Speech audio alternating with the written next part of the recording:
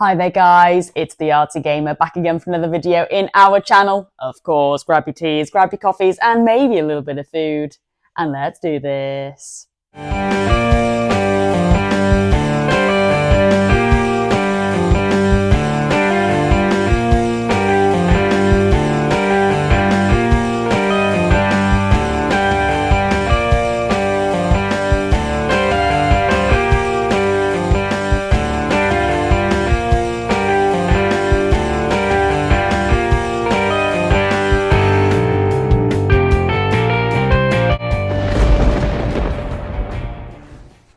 Well guys, you've probably seen from the thumbnail that we are going to be doing a manual story time for Buffy the Vampire Slayer for the PlayStation 2, and also guys, a bit of a review of this game now I have fully completed it. But before we get there, you know how this works. Let's just take a sip of black coffee before we begin. Come on, join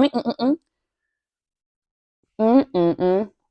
Beautiful. And yes guys, if you're new around here and you are into gaming retrospectives, complete unbox experiences, art and graphic design, gaming nostalgia, CEX pickups and more, then yes, you are definitely in the right place over here. So would you consider giving this channel a subscribe and a like to the video if you haven't already? And yes guys, if you can handle the Artsy Gamers mess, madness and chaos and want to get notified when the next video goes live, then of course you just put up your blah. I knew I was going to mess up when I started to bring in my lovely picture frame here. Of course, just pop on your notification bell, held up by tails there. Just, yeah, excuse this, guys. I wanted to do a little bit of a trial run with it when I was on TikTok yesterday. I thought it was a really cool banner, you know, when I do my whole kind of like Artsy Gamer spiel, like, subscribe, etc. I was going to pop this frame around my face, but actually it turned out that the text was inverted, so yeah, that was a waste of time. Anyway, guys, that is the universe telling me not to use that. We are here today to do a lovely, complete and kind of like review of Buffy here, the Vampire Slayer for the PS2. Now, yes, guys, I love to go away and play all of my retro games that I show here on YouTube over on TikTok.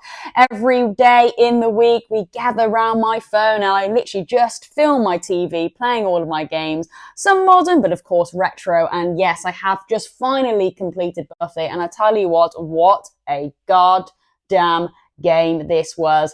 Was it good? Was it bad? Well, we'll find out towards the end of today's video. But yeah, just want to go over my I would say thoughts of this first before we actually have a look and explore the manual and stuff like that, and where I'll actually read a little bit of this to you today, because yeah, kind of killing two birds with one stone here. Of course, Mondays is our story time where I do take a lovely manual from my retro gaming collection, find a lovely piece with a lovely Palanquin story, and I love to read it to you guys, yeah, because I really do like to archive a lot of this stuff.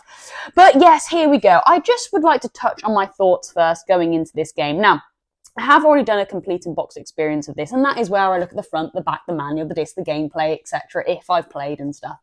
And I went in thinking, right, this looks interesting. It looks like it's a nice story-driven game.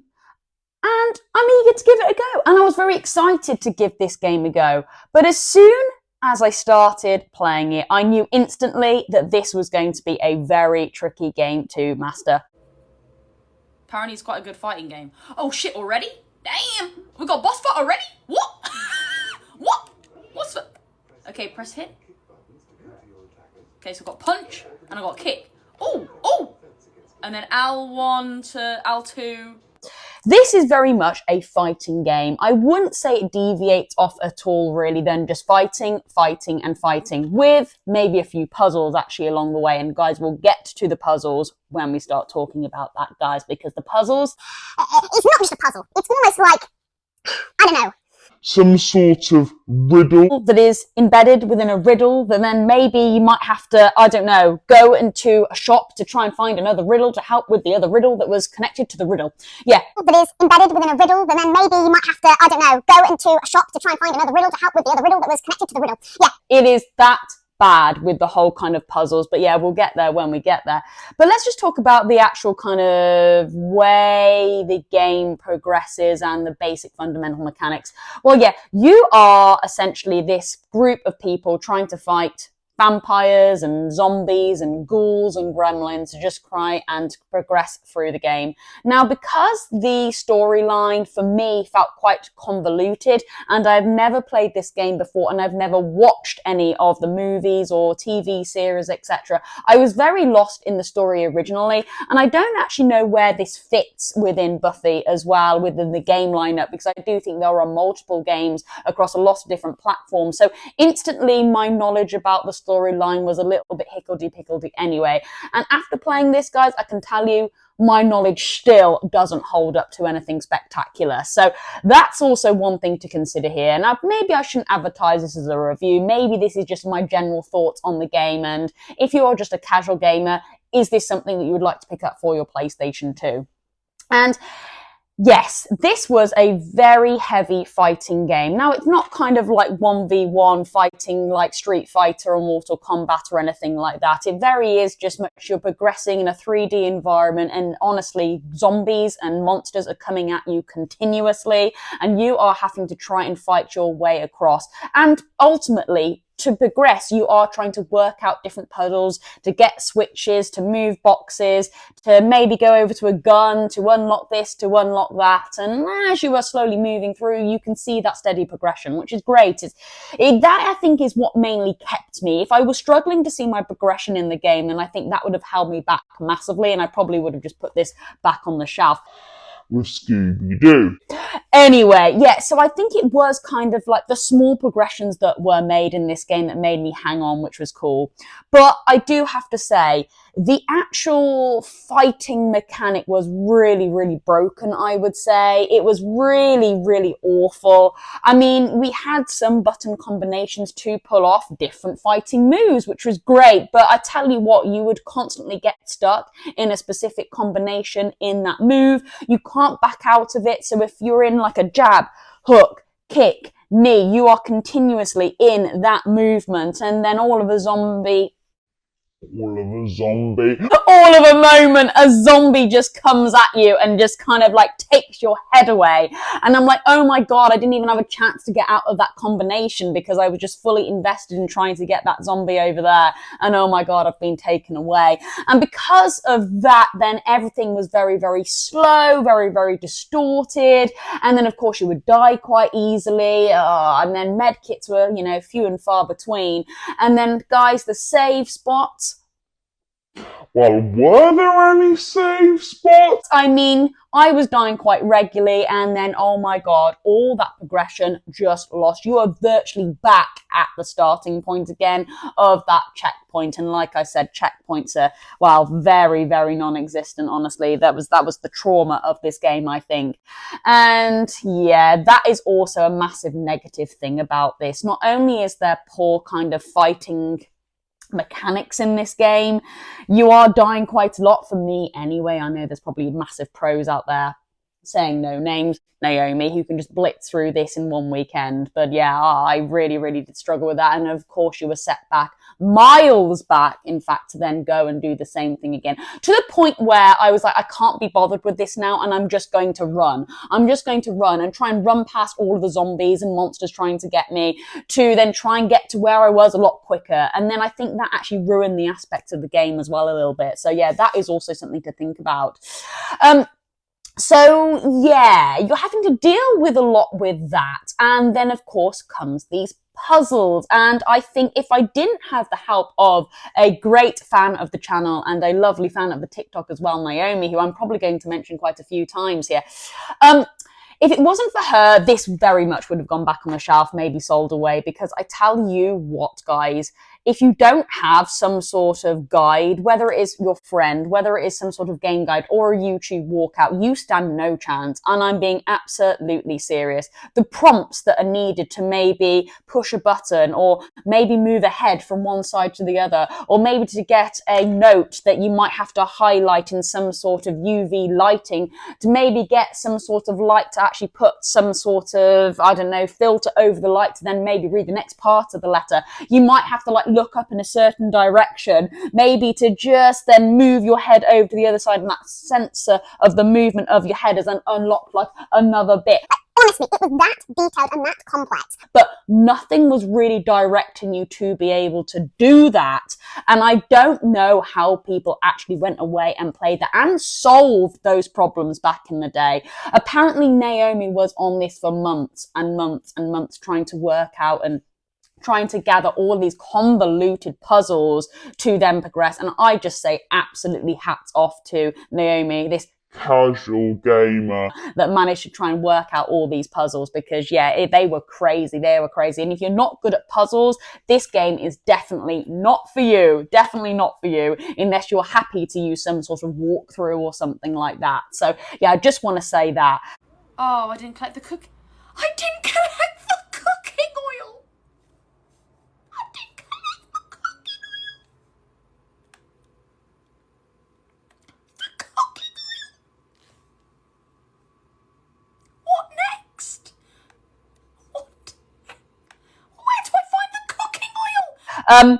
But I mean, I really did enjoy actually playing as all of the characters here. Now let's just go a little bit further back and talk about my complete in box experience, because yes, I have done a dedicated video on this where I go and have a look at the front, the back, the manual, and just explain my thoughts going into it. What is that box art telling me before I jump into the game and play? And I remember saying that, yeah, it looks like you are going to be playing with all of these characters. And yeah, you are right. Well, I was right.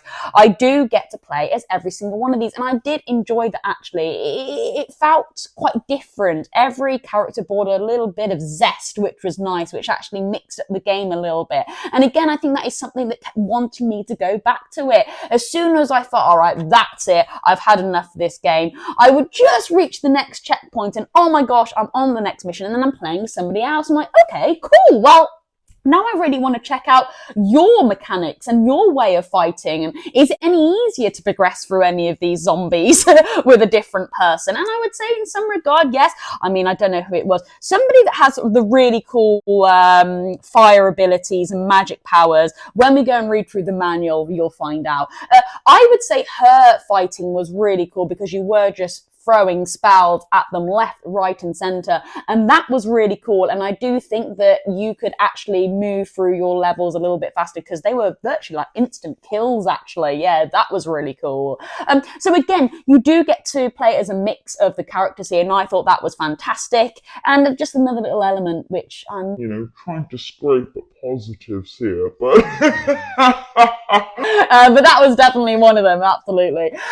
But I think I don't want to really put like a massive downer on this, because I know this is massive nostalgia for a lot of people, especially Naomi, who recommended this game. And I think it was very much a game for her. She really enjoyed spending hours trying to work out all the puzzles and try and maybe hone in some really cool fighting attacks. I think for maybe somebody who was just maybe playing it just to get through a retro game and is more of a casual gamer, I would say, that I am just experimenting with PlayStation 2 games. And I think if it wasn't because I was streaming it, I would have put it, away. I would have put it away. I think the puzzles and the style of fighting would have put me off right at the beginning, actually. And it kind of did, but it was just the slow, steady progression and the help from Naomi that made me want to progress and want to continue. And I do say the boss fights were pretty cool. Not all of them, but most of them were actually pretty cool. And I would say that is a massive positive of this game.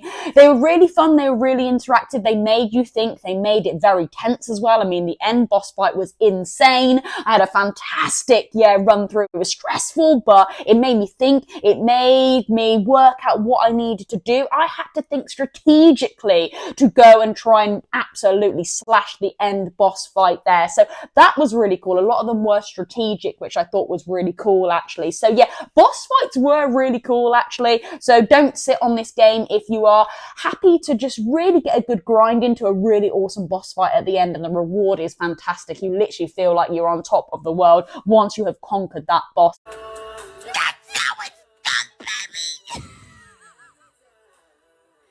My eyes, man. So again, it was elements of that that kept wanting me to go back to this game, because the sense of achievement was unreal with this game, actually. Yeah, and I guess that's the kind of the same feeling that you get when you, I don't know, beat a really cool, awesome boss on Elden Ring. Like, it's just taken the living soul out of you, but you've absolutely destroyed it, and then boom, okay, yes, here you go. You've got that sense of achievement. You've got that motivation to go away and then continue the game. So yeah, there was a lot of that going on for me as well. So yeah. Again, like I said, I can't really give you too much about the storyline.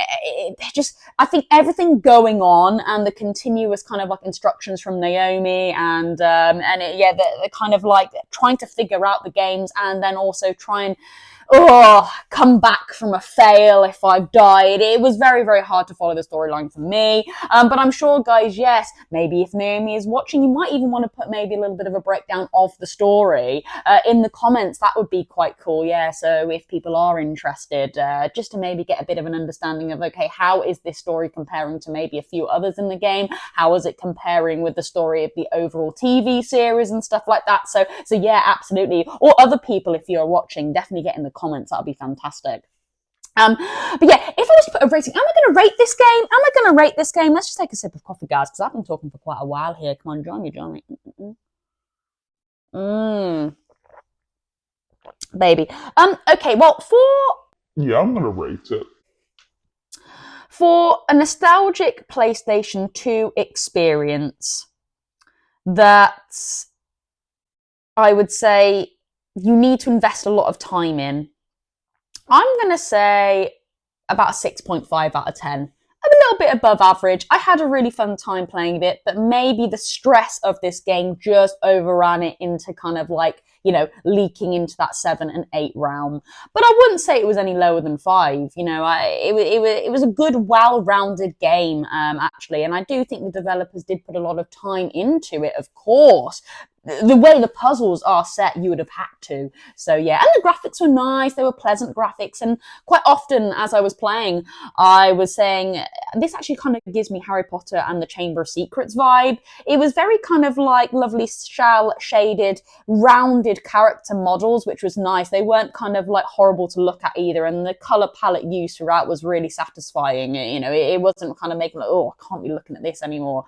So yeah, it was a really nice, well-rounded game, but I would say it was just a little bit too intense and a little bit too stressful for me. So personally, I would say I'm rating about a 6.5 out of 10. But yeah, maybe Naomi, let me know what's yours, and maybe people who are watching, what would you score this game? Right then, well, it is Monday, so like I said, we are going to tie this into one whole video, because yes, on Mondays we do like to provide a little bit of a story time. What are these manuals kind of like telling us in the year 2026? So yeah, come on, let's go and set up in the Artsy Gamer Art Studio. We will take a bit of a flick through the manual, absolutely. And what I would love to read is all of the character bios from this today. Yeah, to really kind of give you a sense of all the characters that I played. Okay, so before we deep dive into the manual, I think it would be rude not to just have a quick look around the overall box. So here we go. Yeah, here is Buffy and all of the Vampire Slayers ready to, I guess, slay some vampires. No pun intended. And yeah, and you know what, guys? I think the box art could have done a little bit more, actually. You know my thoughts on using real life characters. I think it would have been actually really nice to have displayed some of the actual models used within the game. I think it would have just attracted maybe more gamers as well, because something like this wouldn't appeal to me at all. I think actually using characters that are probably, like that would have been a really nice photograph potentially to use on the front cover there, rather than saving them from the back. Yeah, you see what I mean? They are actually really nice models, and to just use the actual faces, the real life humans here, I don't know.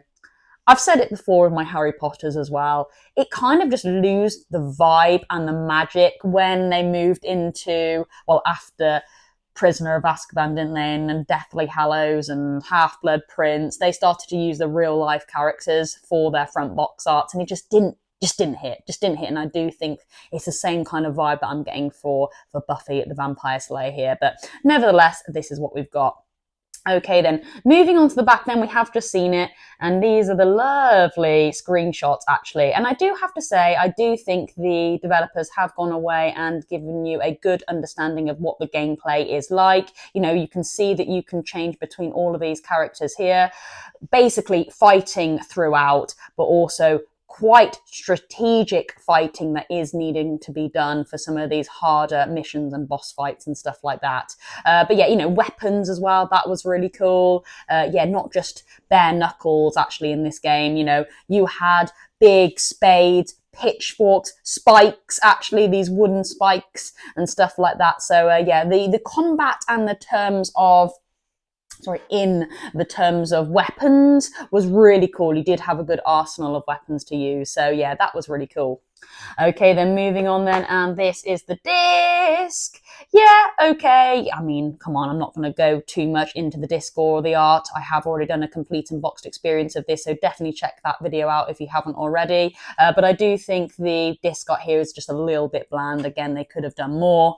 But here we go. Here is the manual, and again, a little bit of a shame. It is just a straight copy and paste from the front. You know me by now. I absolutely love it when they just mix it up for the manual. Completely different art design would be fantastic, but sadly, no, not for Buffy the Vampire Slayer here. We'll just pop the main box art at the back there, and of course, we'll take a flick through. So here we go. We will go from start to finish just so you get a bit of an understanding of what the manual looks like. Yes, in my complete box, we do stop off at specific art pieces and character models and stuff like that. That is very much just to help you with art projects and stuff. But my story times is very much actually just taking some elements of the manual itself and reading it to you, because I do think that is also really important to archive, like I said at the start. Now, this manual is quite text heavy, but there are, you know, little features which I do appreciate, you know, like these little symbols here. And when we get onto the character bios, that's really cool as well. They do take little head models. Yeah, little, what are they called? They're not torsos, are they? A busk? Is it a busk? Of the characters. And I think that is really nice. They didn't have to do that, but they did. And this is the page that we're going to be reading today. I just thought I would just take the original cast and read you just, well, to give you an understanding of what kind of each character can bring to the game. Yeah, as I have just already basically given you my thoughts on the game.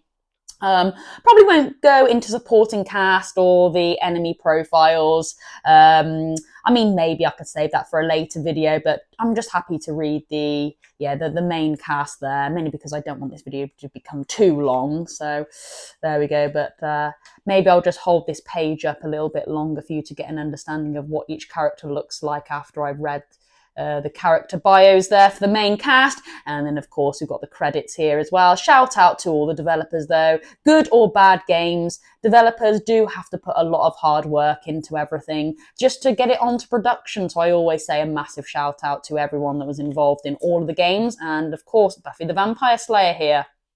There we go. And wow, you know what? I definitely should have been calling tech support.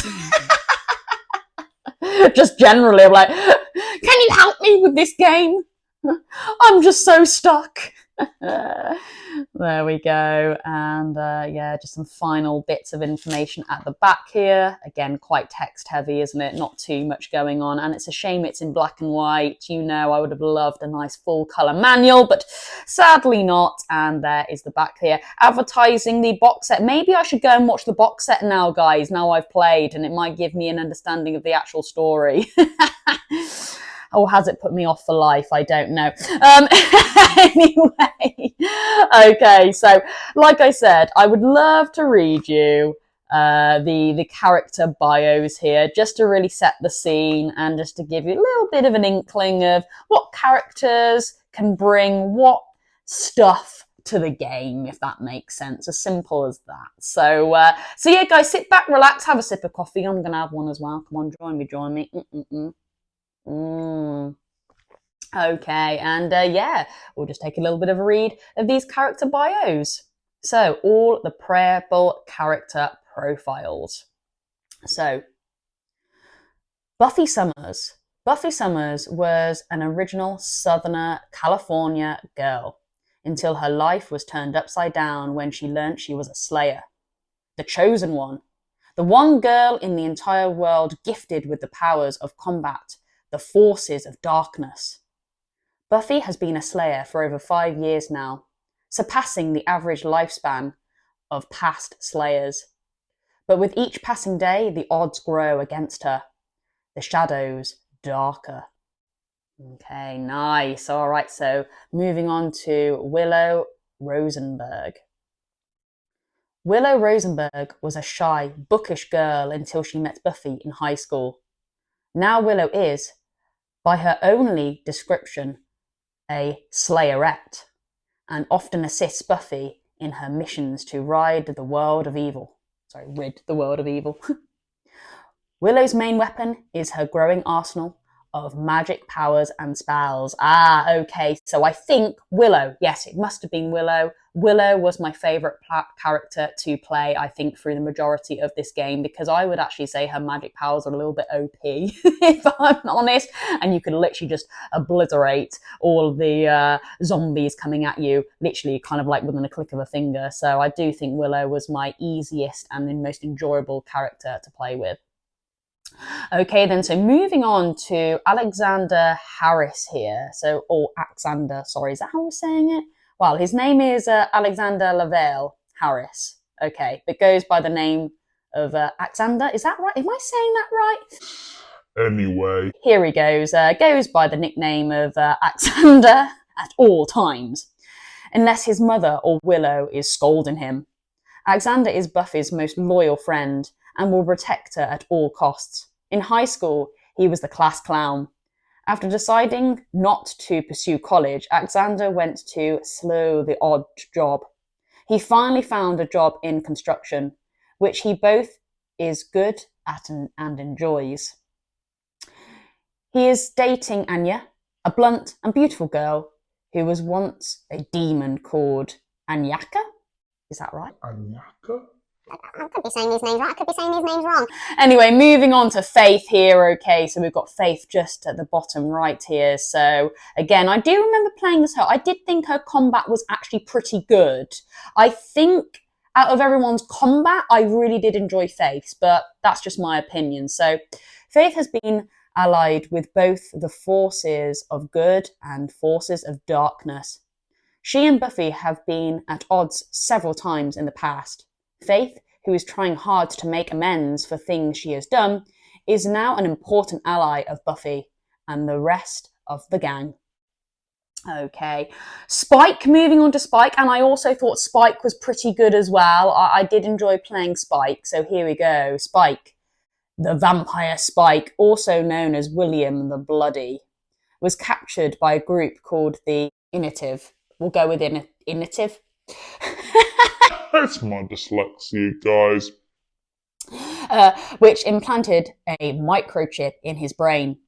The chip caused Spike tremendous pain if he tries to hurt a human being. However, Spike found that he is still able to kill and pummel demons, and therefore has become an unlikely ally of the Slayer. Oh, okay, that's really interesting. And then finally, we have Sid the Dummy. Now, he really freaked me out. I'm not going to lie. He freaked me out, and I did not enjoy his combat either. So I would say he was the least of my favourite characters to play. So here we go. Sid the Dummy. Sid is actually the spirit of a demon hunter who many years ago was imprisoned in the body of a ventriloquist dummy. On a mission to track down and destroy the Brotherhood of Seven, he succeeded with Buffy's help. His soul passed from the world. Buffy and his friends assumed that he had been removed on his final reward. They were wrong. Okay, so there he is. They were wrong. He's very much part of the group. So, yeah. All right then, and yeah, we'll just take a little bit of a closer look at the pictures here for the supporting cast and some of the enemy profiles as well. So yeah, there we go. Pretty cool, look at that. And then all of these around here, yeah, look at that. I mean, the detail is really awesome, isn't it? Wow, oh wow.